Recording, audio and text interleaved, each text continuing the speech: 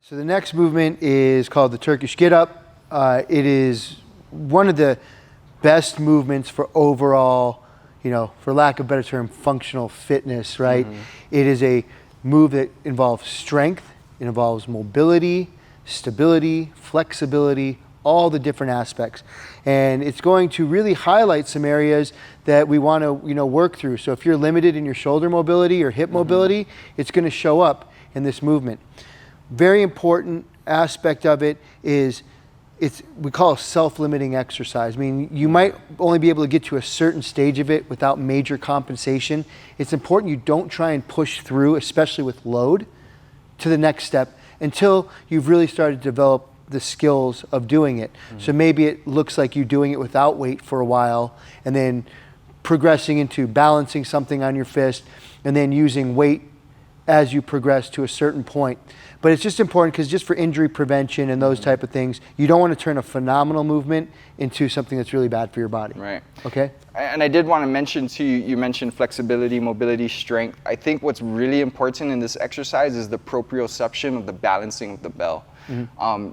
As you go light, you'll notice that you can really control where it sways and it probably has no give. But as you start getting heavy, you'll notice that with every movement, if you go off an inch or so, you'll start to feel it give. And I think that's where a lot of the importance of this exercise is not only the strength, mobility, flexibility gains, but that hyper awareness of the proprioception of your balance and the bell in relation to that. Right. And people use bells. Kettlebells are phenomenal. Kettlebells will be pulling your arm backwards. Some people use dumbbells, which is a little bit more stable. It's not wrong, but it will be it'll feel like a completely different movement if you use a dumbbell over a kettlebell, and you have to adjust your body appropriately. And then some people go very advanced and they use barbells, right? And those don't do that. Don't do that yet. That's a very advanced movement. Yeah. So, but the kettlebell is going to be great because it forces you to really stay in your shoulder while the bell's kind of pulling out against you. So it's a phenomenal movement, and especially if you're doing jiu-jitsu, I can't think of a movement that really takes the fundamentals of jiu-jitsu into an exercise. If there's anything that, I think every movement translates, all movements are primal. But as far as if you could only do one exercise to build strength, mobility, proprioception, this would probably be the one. It's great. So we're going to have Ryan get right into demonstrating the get up, and then we're going to kind of break it down step by step to show you how to do it. Okay.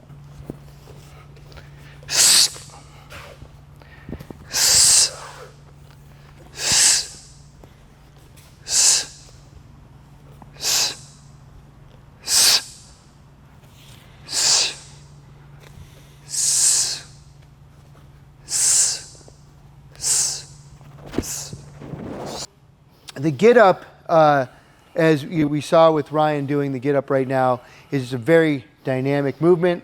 Lots of things going on with it. So the goal is to not get too ahead of yourself. So we want to break it down piece by piece and show you the fundamentals of each part of the movement and progressing to the next one. I was told a long time ago that it's almost like a comic book. Each movement is like the next frame, and kind of imagining it's not just trying to rush through the get up and just kind of go. Each movement is its own frame and honoring each frame of the movement. Some people take the get up very seriously to the point where they almost look at it as like an art form, like a ballet or a dance, and they want to grade every point of it. I don't necessarily take it that far. I think that people can get a little crazy with that whole thing. My goal is safety, effectiveness, and carry over to your thing. People are like, oh, you moved your toe 3 degrees to the left. That's a little silly. We're talking about strength here. We're not dancing.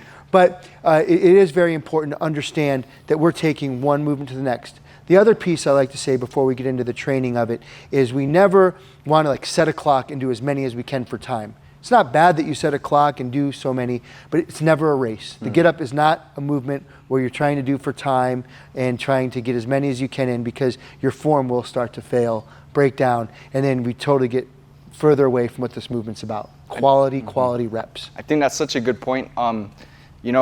Something that I remind myself of when I start to get tired in any kind of training session is that when you train anything, whether it's kettlebells, jujitsu, or insert your given sport. The idea of progress is in the process, right? So we're not doing a press to try to get the press there. We're doing the press to feel the press through the press, right? And that's such a great point to bring up, is that whenever you're executing any kind of exercise, the idea is not to get it done quickly or to have the exercise end more quickly. The idea is to move through the entire exercise as efficiently as possible, every time, every rep, with intention. Perfect. All right, so let's start. We're going to start without the kettlebell, and we're just going to have Ryan go through the movement, and I'm going to break it down. So I'm going to have Ryan start here with his feet pretty much just perfect, about shoulder width apart. I'm going to have you straighten out your, which arm would you like to do? This one. Okay, so you start with his right arm. So his right arm is going to come up, his right knee is going to be bent, and this left arm is going to come out to the side of his hip. And usually I like to say this angle is, if I were to straighten my arm out, it's somewhere in the line with his hip. He can start here, but you just don't want to be here or out too far here. Out too far here is going to put a lot of stress on his shoulder. And here he's allowed to go from the right, similar position, solid position. Okay? So the first move looks like a sit-up, but it's not a sit-up. It's actually almost like a roll, and he's coming up sideways on a diagonal. So come on up and come to the elbow. Yep. So he's really, this is an access point, and this hip's an access point right there. All right? Very important part of it. All right? So this kind of sit up. The other piece here is I'm going to make sure Ryan is kind of pulling his shoulder in. Yes. And his shoulder is pulled out tight. He shouldn't be reaching to the ceiling because he's holding a kettlebell. If he's reaching, he's going to be all locked in. Right here, yes, that's very solid. And he's in his position, a nice straight line. From here, we're going to press to the hand. And as Ryan presses to the hand, he's going to kind of externally rotate his hand backwards. Excellent.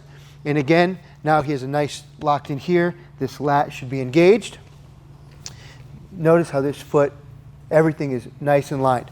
Okay, Ryan's now going to sweep his leg through at the bottom. He's going to bridge up and sweep it through.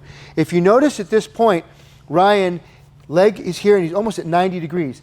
This hand and this leg are in a nice straight line. That's a really nice position. As Ryan comes up, he's going to kind of sit back into his hips. Good. And he's going to windshield wiper his leg across. So he's going to bring this leg across. Now he's in a nice straight line. His hips are lined up. He's packed shoulder. And he's going to stand up straight. Wonderful. Now, just as he went up, he's going to come back down. He's going to take a big step back. Good. Now this part's important. As he's lowering, he's going to windshield wiper that back leg and come down. And this is important because as he turns that hip in, he could have also moved his other leg back out into a different position. He's now lowering himself through his hip and not his lower back. And he's going to kick the leg out, find the ground, find the butt with his ground. Good. Again, very beautiful position. He's going to come back down to his elbow. And from here, I like to say this hand should be very active, and think about almost pushing yourself down to the ground with that left arm. So that left arm is actually pushing yourself back. And go. Yes, finding the ground, shoulder, lat, and back. Very nice. Let's talk about one step of this. Ryan, just do the get up really quickly with like on the way up, and then we'll show the different variation of the windshield wiper. So here, here. Now, from here he's going to sweep his leg up. Okay. Now, from here, Ryan needs to come up, and as he comes up, so actually come back. Come on up and just hold it here. Now from here, Ryan has a couple options. He can either bring his leg around to the front, and that's going to allow him to be squared up to come up, or he can move the back leg around and windshield wiper that back leg so that he is square. Either one works just as fine as the other one. Okay, it's really going to depend on how you feel. Some people don't like moving that back knee much, and other people feel more stable, moving from the back leg. So it's really going to be a personal preferencing. If you're working on a hard surface and you don't have knee protection, then moving that front leg over is going to be the good part. Good. So on the way down, it's going to be very similar. On the way down, Ryan is going to then, he's going to windshield wiper. And the reason this is important is, Ryan, just go from here and just go back to where you were and just go find the ground from here. Just coming down like this, Ryan's actually really mobile. So a strong guy with a lot of mobility could get away with this. But what happens is if people just kind of come down, come back up, and they just fall to the ground like that, realistically, he's falling and all that stress is in his lower back. Now, Ryan, show him with the windshield wiper what happens. As he windshield wiper, now he's actually lowering himself through his glutes and his hips. Again, come on up and show that. This is all controlled at the hips. He's not falling in a lateral flexion, right? See that? There's no control there, right, Ryan? No. You feel like you almost hit the ground. Yeah. And when you're starting to do heavier loads, you can get in a little bit of trouble with that. So when you windshield wiper on the way down, now he is using his big muscles and his glutes and his hips to control that weight and safely get the weight to the ground. Good. Nice work. And excellent. So those are some of the fundamentals. When you actually watched Ryan demonstrate it, he was doing some breathing in there and he was managing his tension. The heavier you go, the more that tension breathing is going to take place. When you're going light, you want to be mindful of your tension throughout the movement, but you don't need to be bracing as hard. Okay? So before we usually touch a kettlebell, one of the things I like to have people do is actually do it with balancing something on their fist, okay? And this is a very unique, very great tool. You can use a shoe, a flip-flop. We use furniture sliders at the gym. They're very light, and it's not going to hurt him if it falls on his head, okay? So we're going to balance this. Put Ryan on I hope it doesn't fall. Right? We'll edit it out. Yeah. All right, so Ryan's just going to do a get up right now, and he's going to balance this on his fist. And it's really, again, it's just forcing him to stay slow, under control, really keeping the relation of his shoulder to his body. Big step.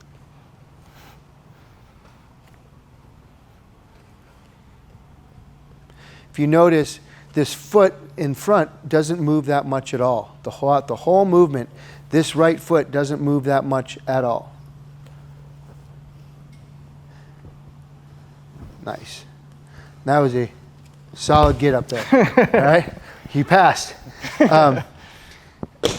Another thing, if you notice, if you were to slow and play the get up down in slow motion, Ryan's body is literally rotating around his arm the entire time.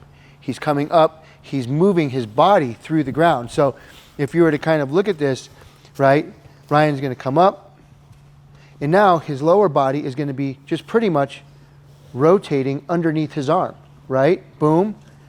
Notice everything stays here. He comes up. This is staying in a very nice, solid line. He comes back down, windshield wiper, right? And now his body is just transitioning and rotating around this shoulder. That's why it's so important that his shoulder stays packed and it's in the socket. He's not reaching to the ceiling. His body, his rotator cuff muscles are working the entire time. There's a lot of stability going on, and literally training those rotator cuff muscles is how they're supposed to be.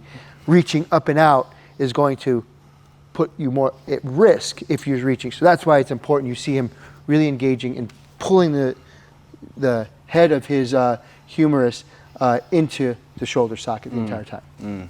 Yeah, such a good drill.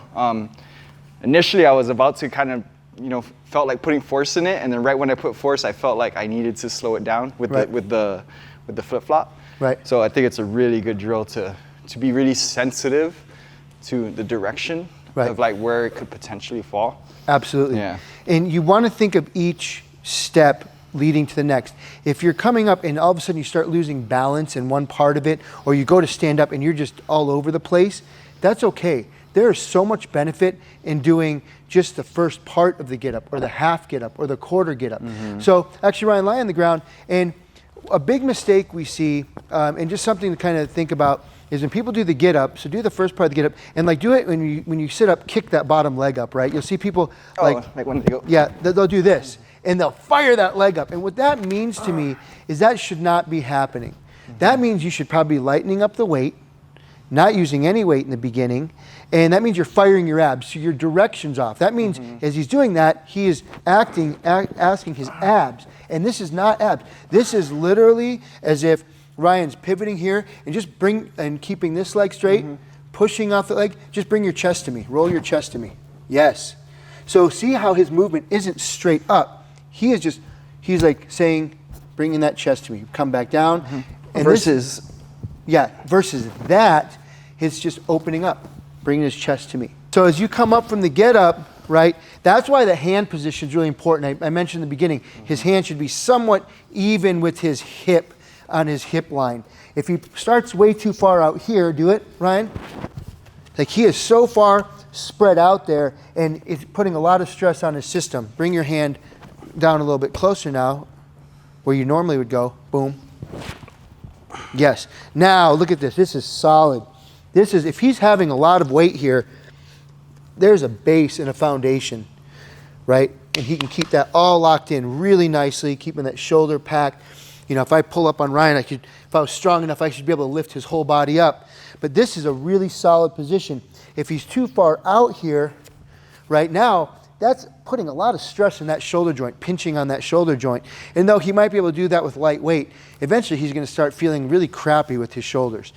So this stacked position of being able to draw a straight line is very important. And that's going to start from your starting position, making sure that you have your hand lined up somewhere even with your hip line when you're starting up, okay?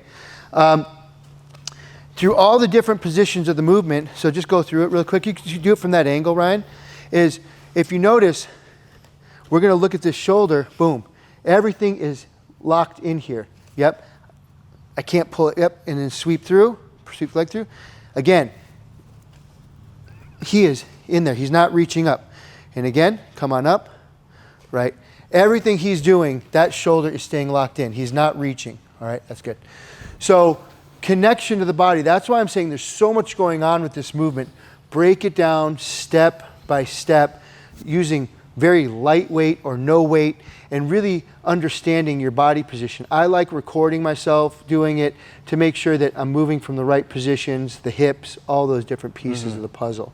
And again, I think I mentioned earlier, each one is like a comic book strip, right? Each movement has its own block. It's not, you're not rushing through. One of the things I see people do is, in doing their get-ups, they'll kind of do this. And they just kind of rush through it. And they lose the important little pieces of the puzzle of understanding. They're just trying to stand up, whereas I'm here, I'm here, I'm here, I'm here, I'm here, I'm here. Each little piece should be part of the movement and not just kind of, because then they get tripped up in the movement. Right. There is no speed in this movement at all. You should be measuring yourself more on control rather than speed. A good part that I like to do is what I call the even the half get up or a quarter get up. So Ryan, just go down and we're going to do the first part of the movement. And there's so much benefit in this little piece. So just practicing elbow and down. Right there, you are using so much core strength, rotational core strength, patterning, right?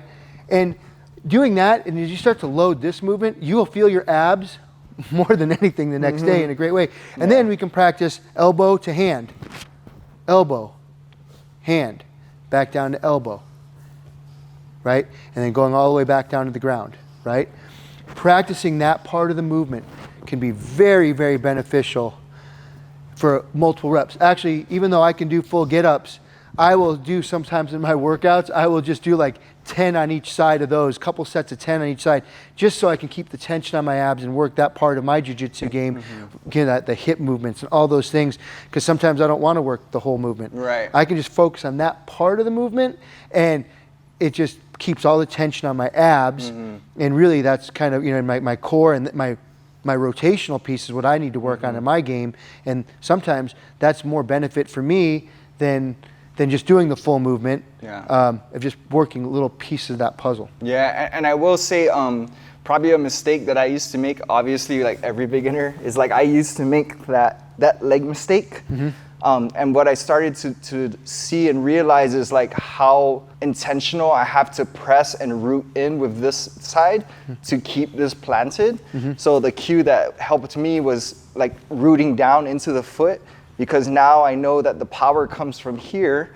So when I come up, that's where you should feel the power being generated from, not from the abs, right? Right. So it's like really understanding that everything from the Getup is starting from here. So actually, just do a full get up, and we're going to pay attention to this foot too. So do it. Boom. Again, that's rooted. His connection is this foot, that elbow. Now go up. This foot and this hand. Okay, go. Again. And if you look at this foot hasn't moved at all, right? Unless he chooses to use that as his pivot on the way down for his windshield wiper, this foot has moved minimally the entire time. His body is literally, that's the center of his rotation right there. Yeah, cool. So just a good cue, I think, for beginners is that understanding that the power is coming from that push. So it's a phenomenal movement. Take your time with it. Enjoy each stage of it. Don't get frustrated like not being able to progress it, because there's so much benefit in just the first 2 or 3 parts of that movement, and then you can start to load it over time. But I'd rather see people do it without weight or balancing shoes or light weights than doing it with weight and then turning it into a circus act where it becomes difficult. So there's a difference between challenging and difficult, and I think that comes with with everything that we do physically. Something should be physically challenging us as we're keeping form, technique, all those things into place. Difficult is when it becomes a struggle, and now we start breaking down and we create more risk and danger into our game, and we don't want that in this part. Excellent.